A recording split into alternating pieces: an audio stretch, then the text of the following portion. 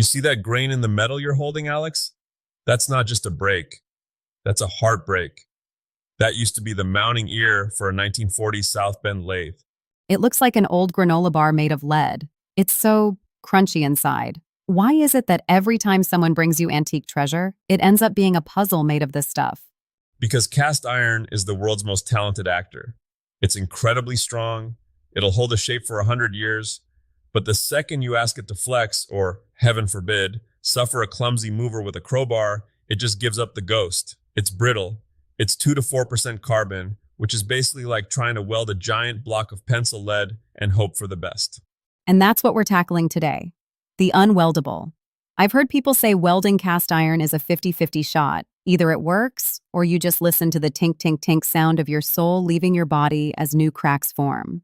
That tink is the loudest sound in a quiet shop, let me tell you. It's the sound of the metal telling you that you were too impatient. But today, we're going to talk about how to beat those odds. We're diving into the mystery of problem metals, cast iron, cast steel, and why they treat heat like a personal insult. Okay, pop quiz for the master. I find a crack in an old wood stove. I've got my welder plugged in. I'm feeling brave. Do I just start zapping? Don't you dare. If you touch an arc to cold cast iron without a plan, you're basically just lighting a fuse. First thing you do, and I mean before you even look at your welder, is get that thing surgical. Cast iron isn't like mild steel. It's basically a metallic sponge. It's been soaking up 80 years of motor oil, bacon grease, or whatever else it lived near. A metallic sponge. That's a gross thought. So if I don't clean it, I'm just welding grease? Exactly. You'll see this junk float to the top of the puddle like swamp scum. You've got to grind out the crack, V it out so you can actually get in there, and this is the secret sauce. You've got to find where the crack ends. Because it's usually longer than it looks, right? Always. It's like a lie. It goes deeper than the surface. I take a drill and pop a tiny hole right at the very tip of the crack. That stops the stress from traveling. It turns a sharp spear of a crack into a nice, rounded dead end. Then, and only then, do we talk about the heat. I've seen you put a car part in a literal charcoal BBQ grill before we started a job. People thought we were having a very strange cookout. That was a manifold. And honestly, that's the old school way. You have two choices with cast iron: stay cold or get hot. But you can't live in the middle. If you go the hot route, we're talking 500 to 200 degrees Fahrenheit. You want that metal expanded and relaxed before the arc even touches it. If you try to weld a hot spot into a frozen block of iron, the expansion difference is what causes that tink we talked about. So you're essentially tricking the metal into not noticing it's being welded? That's a poetic way to put it.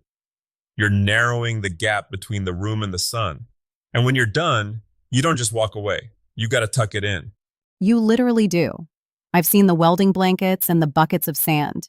Oh, I've used dry sand. I've used floor dry. I've buried parts in warm wood ashes. You want that part to take 12 hours to cool down. If a breeze hits a fresh cast iron weld, it's over. It's like a souffle. If you slam the oven door, it collapses. Let's talk about the glue. I noticed you aren't just using the standard rods I use for my garden gates. You've got these fancy, expensive nickel rods. Why do I have to spend $30 on a handful of electrodes just for this? Because carbon is a bully. If you use a standard steel rod, the carbon from the cast iron migrates into the weld and turns it into something as hard as a diamond and as brittle as glass. You won't be able to file it, drill it, or machine it. It'll just snap. And the nickel? Nickel is the peacemaker. It doesn't soak up the carbon the same way. It stays soft. If you're doing a job where you need to drill a hole later, say you're fixing a misdrilled bolt hole, you better be reaching for a nickel 99 or a 55 rod. Tech rod 99 for that first pass, and maybe a 55 for the filler. It's the difference between a repair that lasts a lifetime and one that falls off when you sneeze. What if I don't have a stick welder? I know some of our listeners are strictly MIG or TIG people. Is it even worth trying? It's possible, but it's high wire act. With MIG, you can get specialty nickel wire, but prepare to sell a kidney to pay for the spool. Some guys use stainless wire, which can work in a pinch for non-critical stuff, but it's risky. TIG is actually great for control because you can really manage the heat. But man, you'll see some weird stuff bubbling up out of that metal. It's like watching a tiny volcano erupt. I remember you telling me once about peening. You were hitting a glowing weld with a hammer like you were trying to wake it up. I thought you'd finally lost it. I can see why. But peening is vital.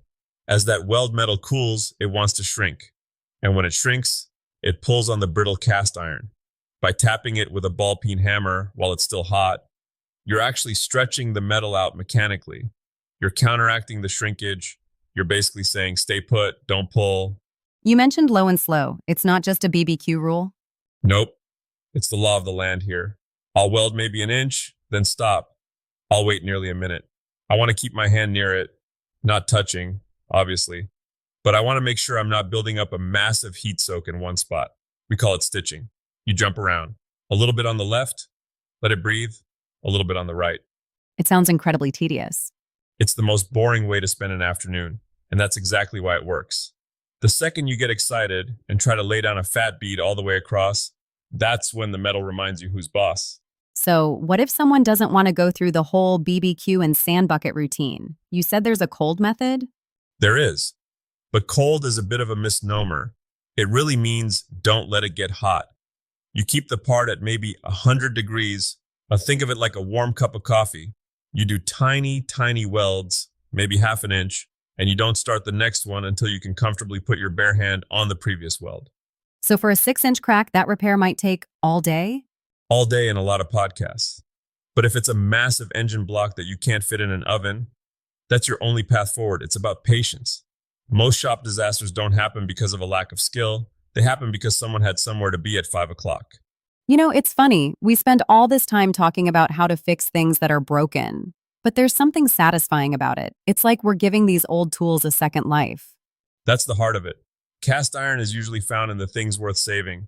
Your grandfather's vise, an old drill press from a defunct factory, a wood stove that kept the family warm in the 20s. It's stubborn metal, sure, it's brittle, and it's full of impurities.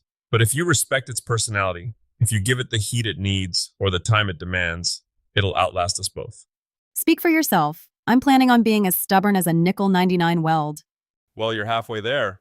Hey, But seriously, if you're listening to this and you've got a cracked casting in your shop, don't fear it, just don't rush it. Clean it until it shines, drill your ends, choose your temperature, and don't be afraid to tuck that metal into bed when you're done. and maybe have a fire extinguisher and a beer ready. One for the shop, one for the nerves. In that order, preferably. This was a deep one, Tiger. I think I'm actually looking forward to the next unweldable challenge.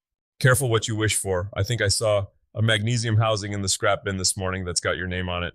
See, this is why we can't have nice things. Thanks for hanging out in the den, folks.